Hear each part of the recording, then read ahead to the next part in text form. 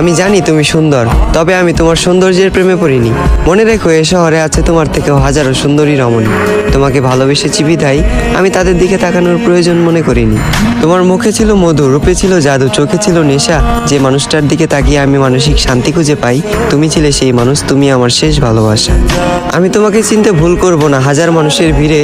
আফসোস তুমি আমার ভালোবাসা বুঝতে ব্যর্থ, আর আমিও বুঝাতে পারিনি তোমায় এই বুক চিরে। আজ আমার একাকিত্বের সাথে বন্ধুত্ব, ঘুমের সাথে আরি, তোমার কথা ভেবে জেগে রাত পার করি। এই পৃথিবীর কোনো কিছুকেই আমি ভয় করিনি, তবে তোমাকে হারানোর ভয়ে ছিলাম ভীত এবং কাতর। কারো যেন নজর না লাগে, এ কারণে তোমায় রেখেছিলাম এই মনের ভিতর। আজ তুমি আমার চোখের পানি দেখেও দেখো না, আমার জন্য তোমার মনে বিন্দু পরিমাণ মায়া হয় না। অতীতের তোমার ওই কমল নরম মন আজ হয়ে গেছে পাথর।